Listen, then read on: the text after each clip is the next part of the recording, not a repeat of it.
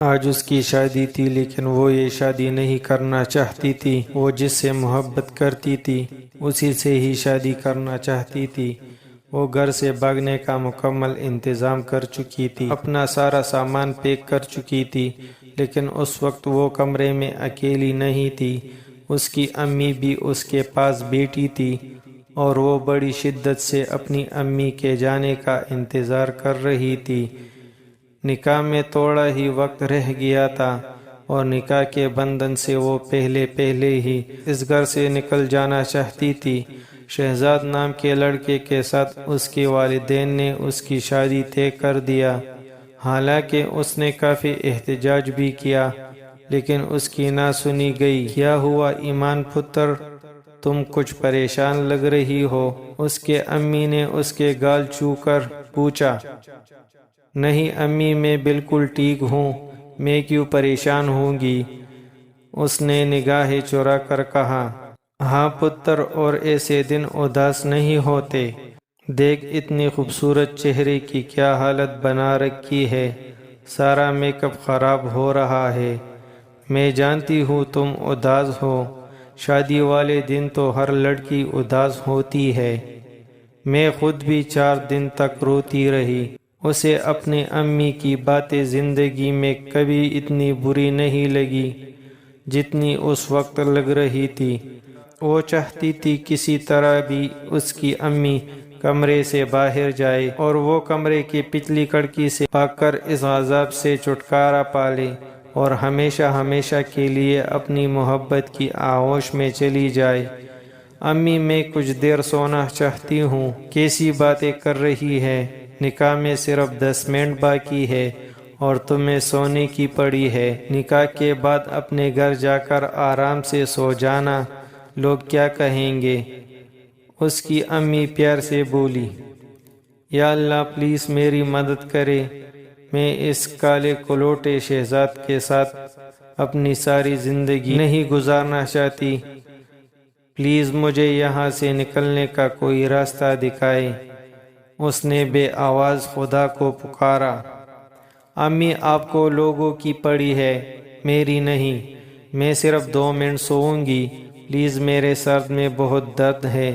اس نے سر پکڑ کر ایک آہ نکالی۔ اچھا تو لیٹ جا، میں تیرا سر دباتی ہوں۔ نہیں امی پلیز آپ جائیں، میں 2 منٹ سوؤں گی، اپنے آپ ہی ٹھیک ہو جائے گا سر درد۔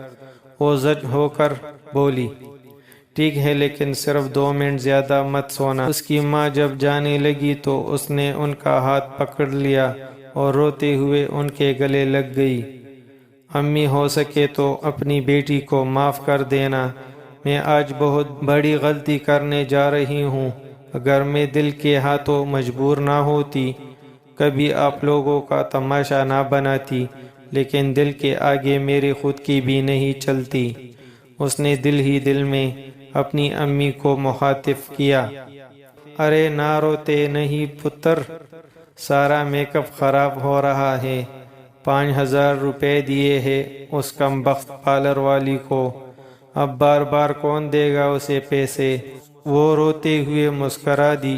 اس کی امی دوپٹے سے اپنے آنسو پونچھتے ہوئے کمرے سے باہر گئی۔ اس نے ایک ٹھنڈی سانس خارج کی اور بھاگتے ہوئے جا کر دروازہ بند کر دیا، اور پھر اسی رفتار سے بیڈ کے نیچے سے اس نے اپنا وہ چھوٹا بیگ نکالا جسے وہ کل رات ہی تیار کر چکی تھی۔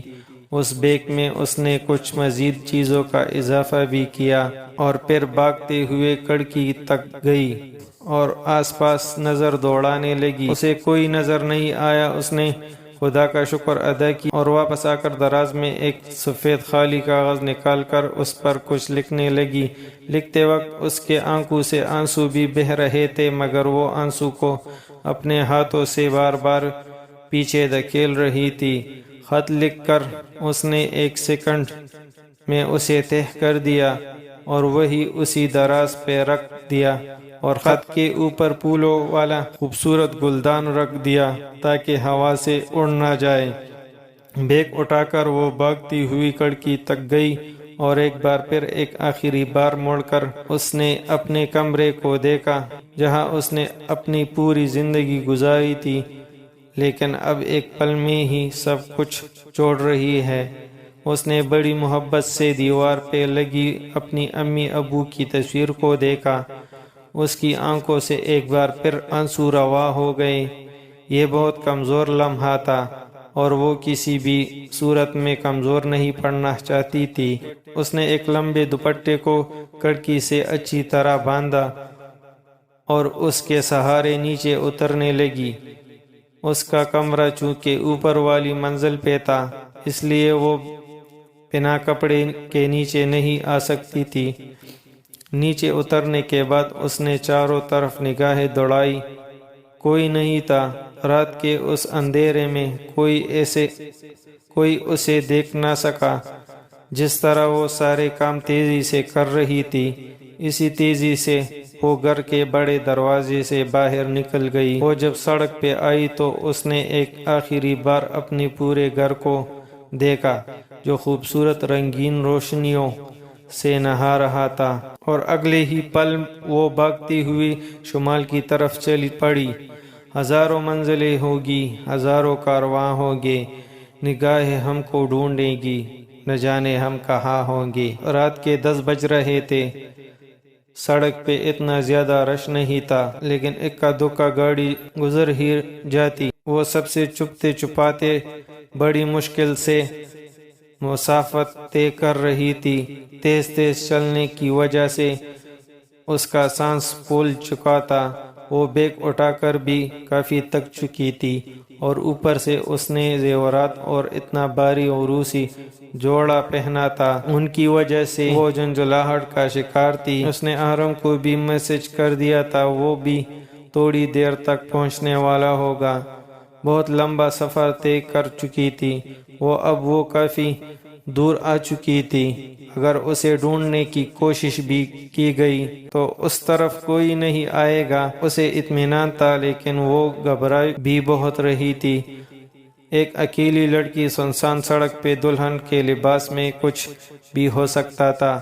آگے جا کر سڑک پار کی طرف مڑتی تھی، وہ بھی اسی طرف چل گئی۔ پارک میں رات کے وقت کوئی نہیں ہوتا، اس لیے وہ جگہ سنسان تھی، اور یہی وہ جگہ تھی جہاں اس نے احرم کو بلایا تھا۔ اب وہ پارک کے دروازے کے بالکل پاس کھڑی تھی اور بار بار اوپر آسمان کو دیکھ رہی تھی۔ گھبراہٹ اور ڈر کی وجہ سے اس کے آنسو بھی سوکھ چکے تھے۔ وہ آس پاس نگاہ دوڑا کر موبائل سے جلدی جلدی میسج ٹائپ کرنے لگی۔ کہاں ہو احرم؟ پلیز جلدی آؤ، میں ویٹ کر رہی ہوں، جلدی آؤ۔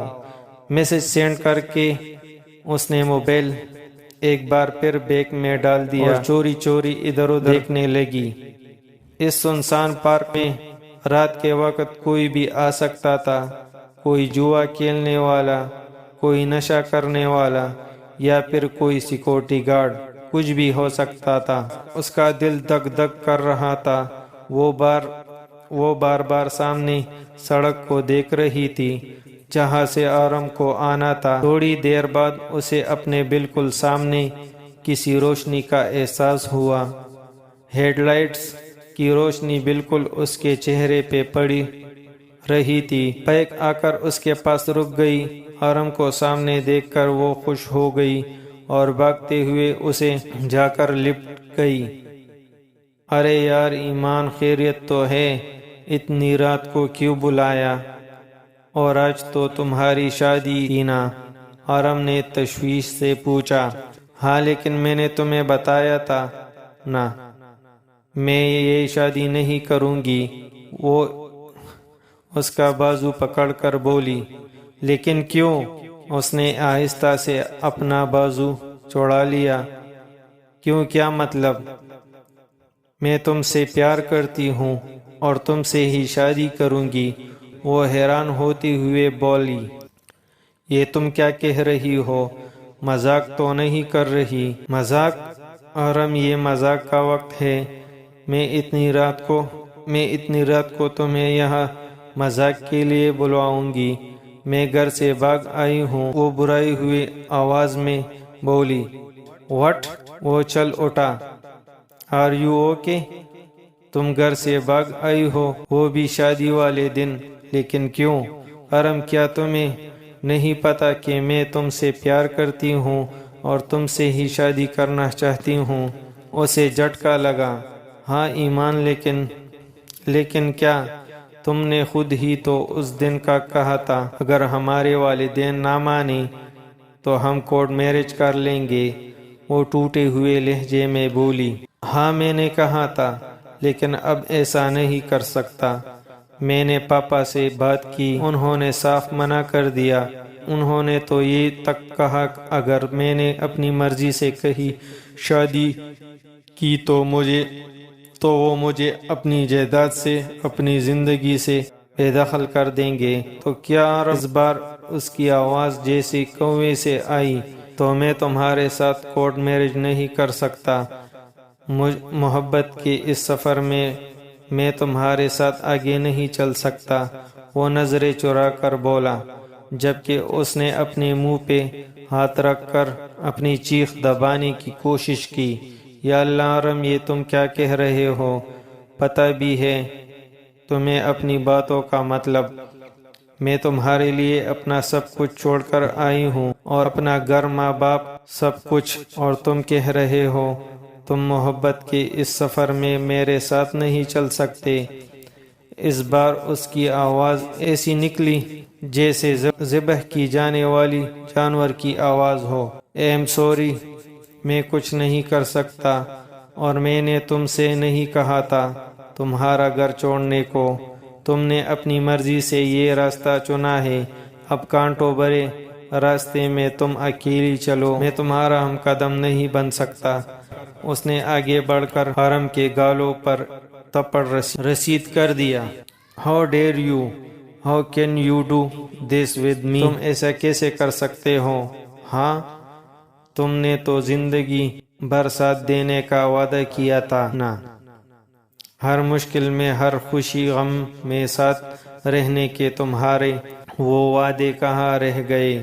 اب ایسے موڑ پر لا کر تم میرا ساتھ چھوڑ رہے ہو، مجھے تنہا کر رہے ہو، صرف جائیداد کے لیے۔ وہ چلا کر بات کر رہی تھی۔ وہ جوانی کے وعدے تھے ایمان، وہ سب ایک بچپنا تھا۔ اصل زندگی میں محبتوں اور جذبوں کی نہیں، پیسوں کی ضرورت ہوتی ہے۔ کیا ہے تمہارے پاس اتنے پیسے جس کے سہارے میں تم سے شادی کر لوں یا زندگی گزاروں؟ میں پاپا کے بنا کچھ بھی نہیں۔ میرے پاس اتنا پیسہ نہیں کہ میں الگ سی زندگی شروع کروں۔ میں ہر قدم پہ ان کا محتاج ہوں۔ ایسا مت کرو ارم، خدا کے لیے غلطی کرنے جا رہی ہوں۔ اگر میں دل کے ہاتھوں مجبور نہ ہوتی، کبھی آپ لوگوں کا تماشا نہ بناتی، لیکن دل کے آگے میری خود کی بھی نہیں چلتی۔ اس نے دل ہی دل میں اپنی امی کو مخاطب کیا۔ ارے نہ روتے نہیں پتر، سارا میک اپ خراب ہو رہا ہے۔ 5000 روپے دیے ہیں اس کم بخت پارلر والی کو، اب بار بار کون دے گا اسے پیسے؟ وہ روتے ہوئے مسکرا دی۔ اس کی امی دوپٹے سے اپنے آنسو پونچھتے ہوئے کمرے سے باہر گئی۔ اس نے ایک ٹھنڈی سانس خارج کی اور بھاگتے ہوئے جا کر دروازہ بند کر دیا، اور پھر اسی رفتار سے بیڈ کے نیچے سے اس نے اپنا وہ چھوٹا بیگ نکالا جسے وہ کل رات ہی تیار کر چکی تھی۔ اس بیگ میں اس نے کچھ مزید چیزوں کا اضافہ بھی کیا، اور پھر بھاگتے ہوئے کھڑکی تک گئی اور آس پاس نظر دوڑانے لگی۔ اسے کوئی نظر نہیں آیا۔ اس نے خدا کا شکر ادا کی اور واپس آ کر دراز میں ایک سفید خالی کاغذ نکال کر اس پر کچھ لکھنے لگی۔ لکھتے وقت اس کے آنکھوں سے آنسو بھی بہہ رہے تھے، مگر وہ آنسو کو اپنے ہاتھوں سے بار بار پیچھے دھکیل رہی تھی۔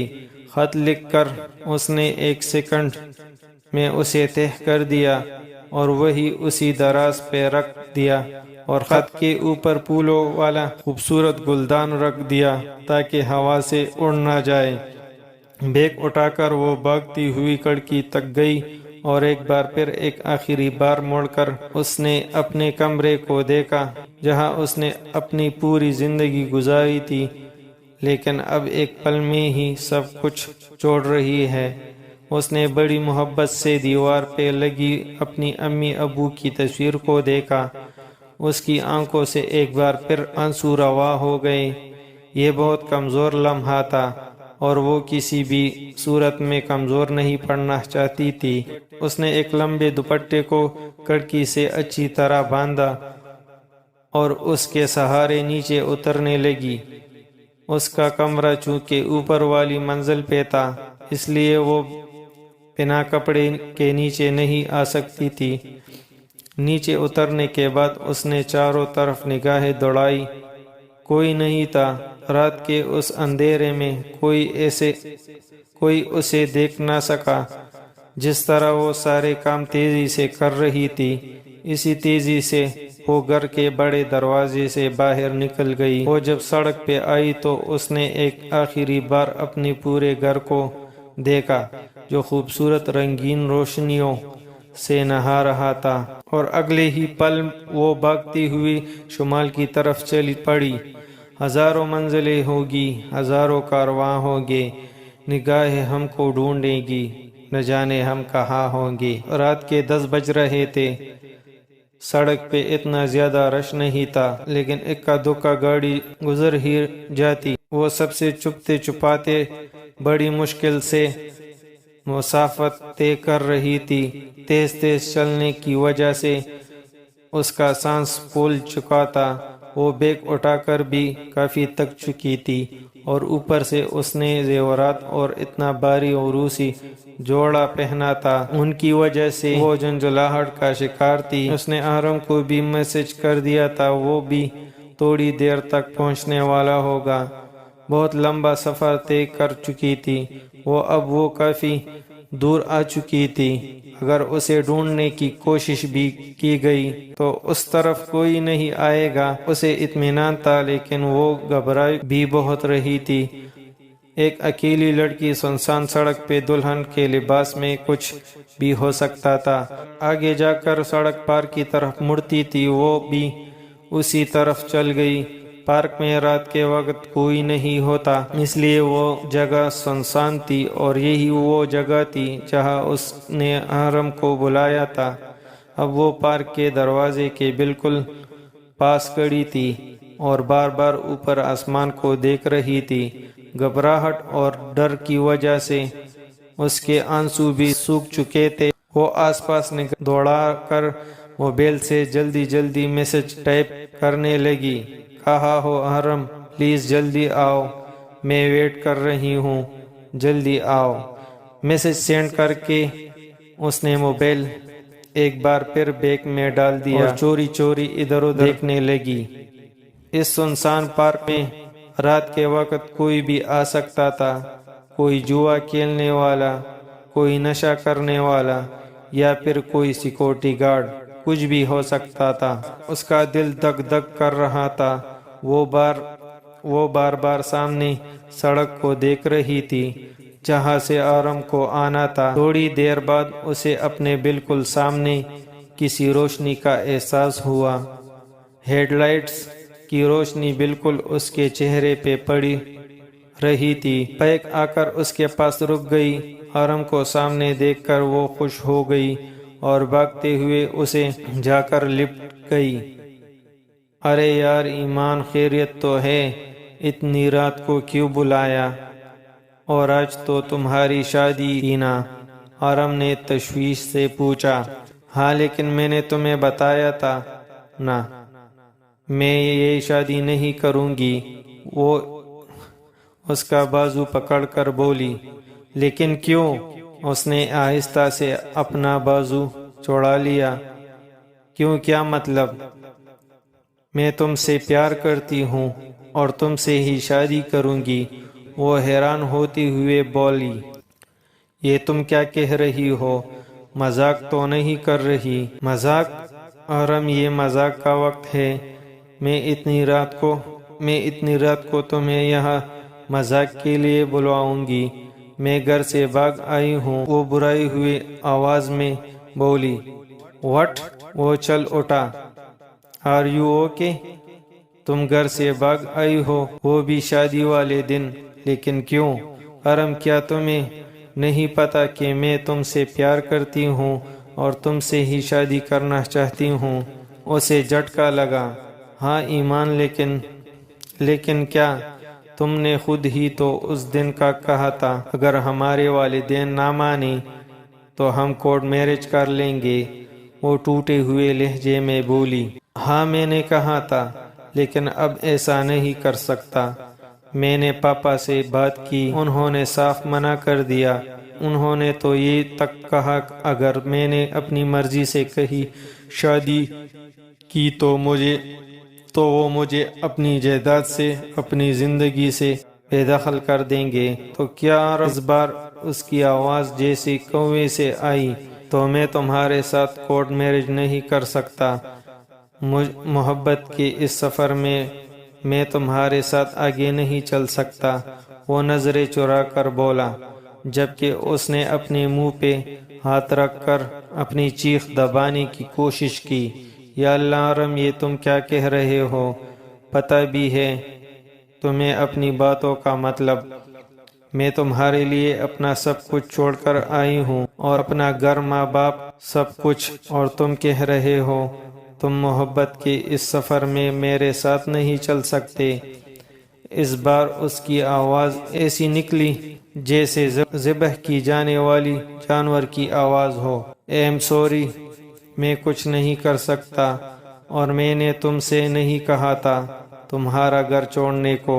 تم نے اپنی مرضی سے یہ راستہ چنا ہے، اب کانٹوں بھرے راستے میں تم اکیلی چلو، میں تمہارا ہم قدم نہیں بن سکتا۔